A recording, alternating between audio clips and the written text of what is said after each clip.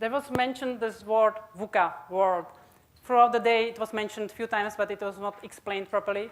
So quickly, let's look what it stands for. It stands for volatility, uncertainty, complexity, ambiguity. But it means the world is changing. Everything is changing. There is uncertainty. There is lack of information, unpredictability, so many challenges. Sometimes you have the information, sometimes you don't. Sometimes you can apply it, sometimes you can't.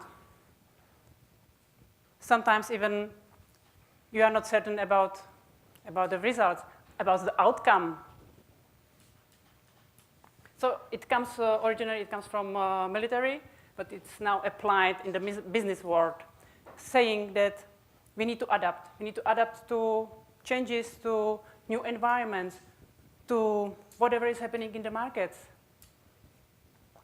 And there is a shift coming from reducing the uncertainty towards, okay, the fact is everything is unstable, challenging, there is uncertainty, so let's work with that.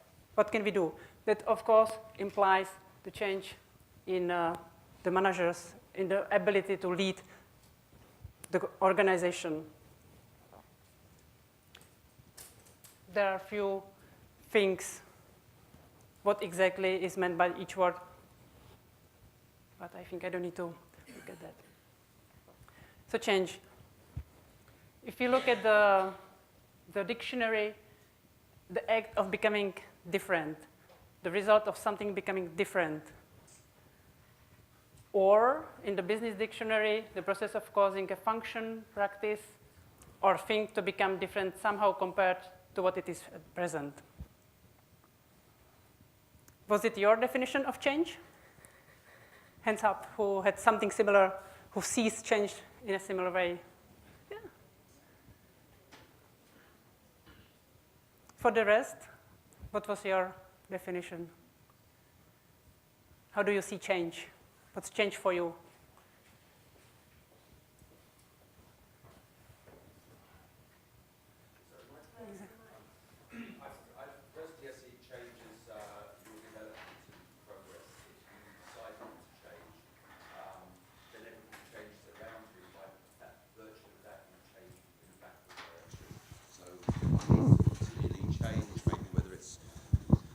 Whether it's through learning or development of some kind, just to keep up and to improve. And if certainly within business, if a company wants to stay in front, it has to continue to change and grow.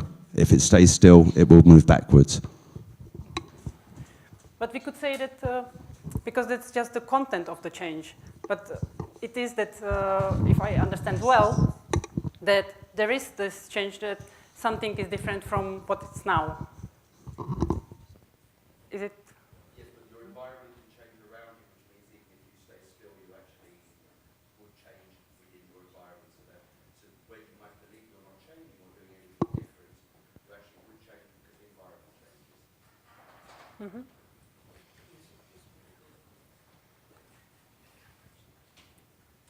So key part of the leadership is to recognize and adapt to change and making choice about how change happens when you need to. Let's look at different types. We have sudden changes. We have long anticipated changes, meaning that you know about them in advance. You know that they are going to happen. You have rapid changes on the rate. You have slow changes, large, small, planned, emergent, infrequent, continuous.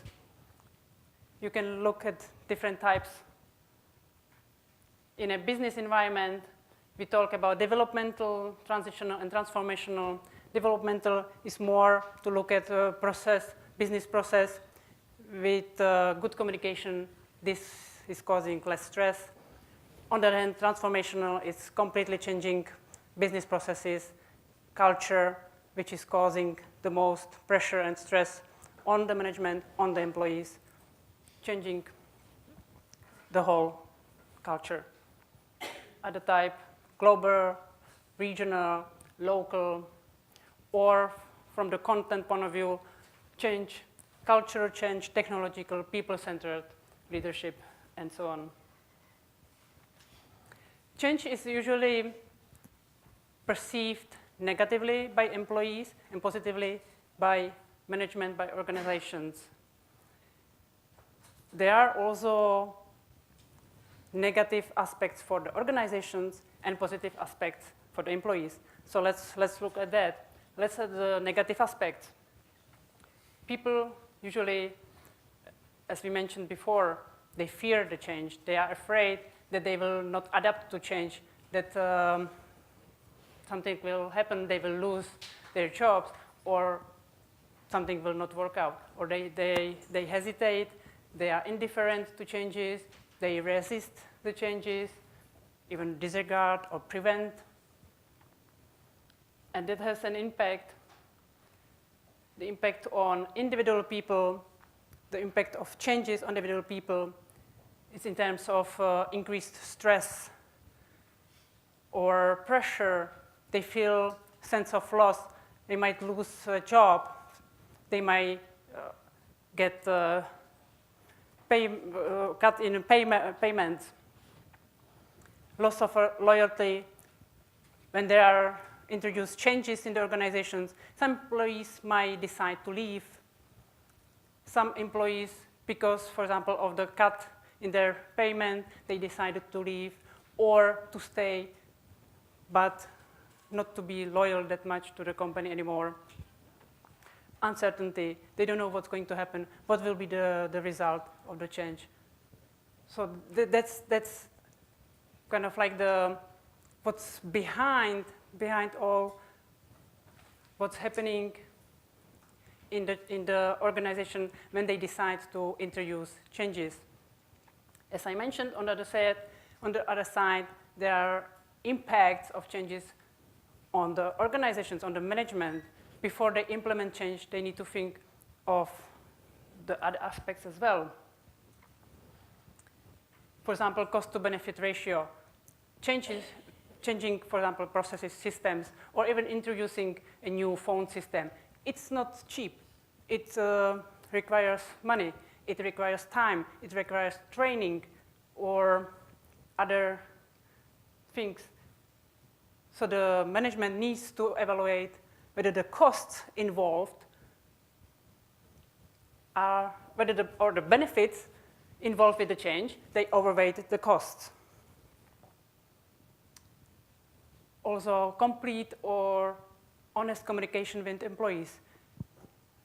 What employees fear is usually that they don't know. They have no information about the change or very little information, and they don't know the outcome. They don't know what will happen. They don't know what will happen with them, with their place, with their role.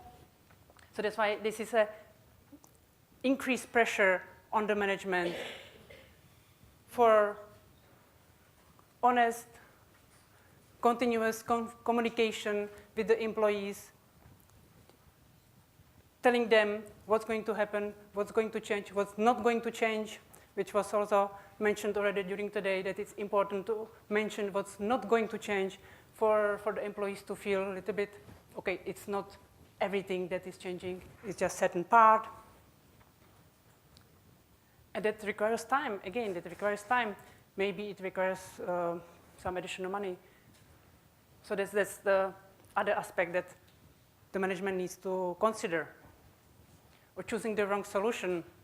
Sometimes the management thinks we need to change this, and they don't investigate properly. They come up with a solution, and they don't make proper research whether this is the real cause of the problem. So they implement a solution prematurely, and at the end, they realize it was a wrong solution. So that's a potential threat that can happen. Of course, not all the time, but this needs to be considered. Looking at the other side of the positive aspects, with the changes, that shows people are open to changes, people are even proactive and suggesting changes, people are adopting changes or initiating, involved in changes. And the impact on individual people is in terms of, for example, flexibility, because the more we go through different changes, the more flexible we are. We get used to that certain things can be changed, that new environments, or we get adapted quickly, more quickly to different environments or different methods. Improve attitude, for example, if a closed-minded manager is replaced by an open-minded manager, it is well received by the employees, and it can help also with the attitude of the employees who were working with that previous manager. Or, of course, new opportunities. With every change, there are always new opportunities for employees, for organizations. So that's kind of using these new opportunities for your advantage. On the company side, of course, there are many advantages. That's why the organizations, the management, they want to introduce the changes for the opportunities that they see, for implementing the new methods, new ways of doing things, new processes, or encouraging innovations, staying up to date, knowing what's happening for the progress. If you look at the openness to change, what it means, it's our willingness to be open to changes, to try out new ideas. Usually the score is that there are few people who are scored very high on openness, very low, and the rest is usually moderate. What it means with the low score, these people prefer something familiar. They don't want new changes. They are not looking for new perspectives, new things. They like their comfort zone, their familiar things. And we say that they are close to experience. The high score on the other side means that these people are initiating the changes. They are looking for a new perspective. They are bringing new stuff, new experiences. And individual leaders' openness, as we mentioned before, is very important for the company because it influences their responsiveness to what's happening in the environment.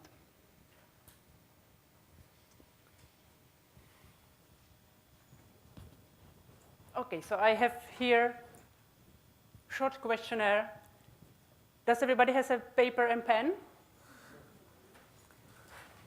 Please rate each of the statements on a scale from 1 to 5 as it applies to you. The 1 is it doesn't apply to me, it's not true. And the 5 is it's very true, it applies to me. Number 2, yeah, it rarely applies. Not that often, but rarely. Sometimes it's number 3 and 4, frequently.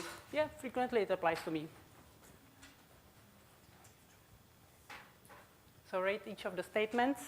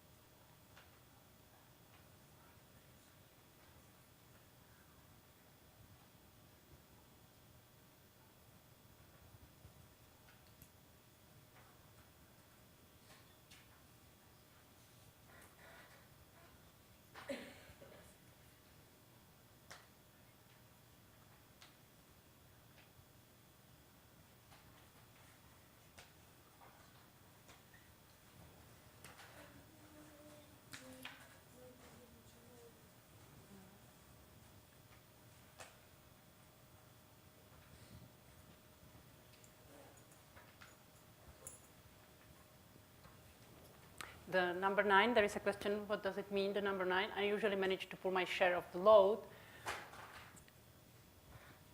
In this, I would interpret it that if there is like a change or something to do, that I also contribute. I do something, I say something, or I give my opinion.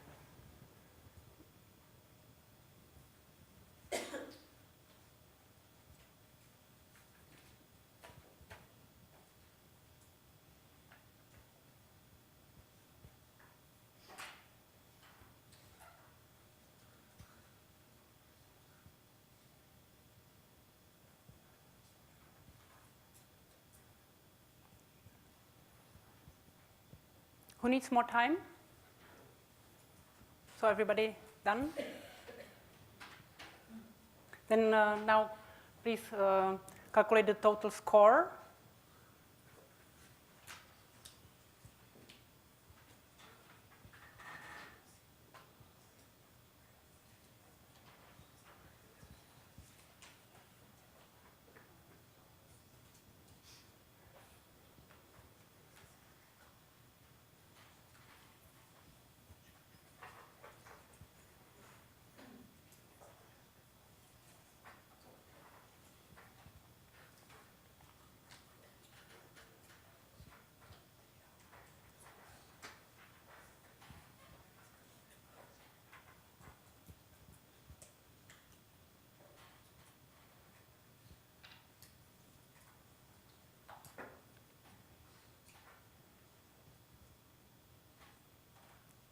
Everybody has it?